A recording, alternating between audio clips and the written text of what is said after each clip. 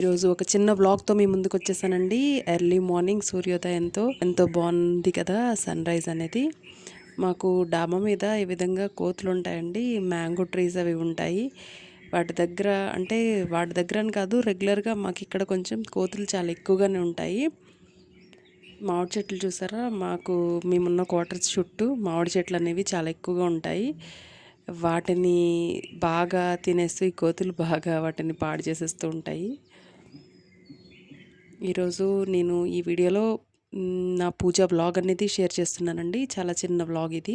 ఇలా early morning start అయిందండి. తర్వాత నేను ఇల్లంతా శుభ్రం చేసుకుని బయట ముగ్గు వేసుకున్నానండి.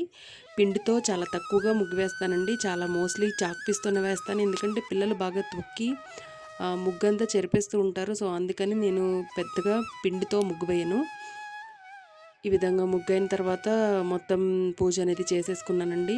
నేను పూజకి సంబంధించి ఈ విధంగా చిన్న షార్ట్ అనేది యాడ్ చేస్తున్నాను. అటుకుల పాయసం చేసుకున్నానండి. స్వామివారికి ఎంతో ఇష్టమైన అటుకుల పాయసం చేసుకుని తర్వాత నువ్వుల లడ్డూలు చేసుకున్నానండి. లాస్ట్ వారం వీడియో అనేది అప్లోడ్ చేయలేకపోవడం వల్ల నేను లాస్ట్ వారం మరియు ఈ వారం కలిపి నేను ఈ వీడియోలో మీకు నేను చేసుకున్న పూజ అనేది చాలా చిన్న వ్లాగ్లో చూపిస్తానండి. ఈ వారం నాకు 6వ వారం అవుతుందండి. అంటే పిల్లలతో తర్వాత నేను ఆఫీస్కి కూడా వెళ్ళాల్సి వస్తుందండి. అంటే నాకు 3 months మెటర్నిటీ లీవ్ వల్లనే నేను మళ్ళీ ఆఫీస్ అనేది రీజాయిన్ అవ్వాల్సి వచ్చింది. సో దానివల్ల నాకు ఈ పిల్లలతో ఈ బిజీ స్కెడ్యూల్ వల్ల వీడియోస్ అనేది కరెక్ట్గా నేను పోస్ట్ చేయలేకపోతున్నాను.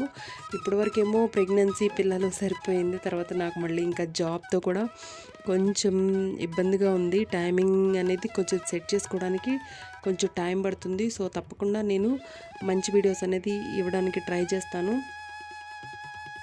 స్వామివారి దయ ఉన్నట్లయితే తప్పకుండా మనం ఏది చేయాలనుకున్నా సంకల్ప బలంతో ఏదైనా చేయొచ్చు అని నేను మాత్రం అనుకుంటాను. ఎప్పుడైనా పూజా మందిరం అనేది నేను కొంచెం హైట్లో పెట్టుకున్నానండి. ఎందుకంటే ఇంతకుముందు పూజా మందిరం కిందే కూర్చొని చేసుకునేదాన్ని. కానీ ఇప్పుడు కొంచెం హైట్ ఒక చిన్న టేబుల్ మీద పెట్టి నిలబడే పూజ చేసుకుంటున్నాను. ఎందుకనంటే కింద కూర్చొని చేయడానికి కొంచెం నాకు ప్రెగ్నెన్సీ టైంలో ఇబ్బంది అయిందండి. ఆ టైంలో నేను కొంచెం చేంజెస్ అనేవి చేసుకుని ఈ విధంగా పూజ అనేది చేసుకుంటున్నాను. నిలబడి చేసుకోవడం అనేది అంటే ప్రెగ్నెన్సీ తర్వాత కుట్లు తర్వాత వాటితో కొంచెం ఇబ్బందిగా ఉంటుంది కదా.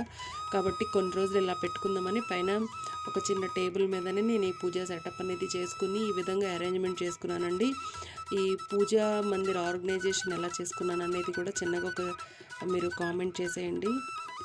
6వ వారం పూజ నేను చాలా బాగా చేసుకున్నానండి. స్వామివారి దయ వల్ల మీ అందరికీ కూడా స్వామివారి ఆశీస్సులు కలగాలని మనస్ఫూర్తిగా కోరుకుంటూ నేను మీ Devi Subrahmanyam. Thank you for watching my icon TV with Devi.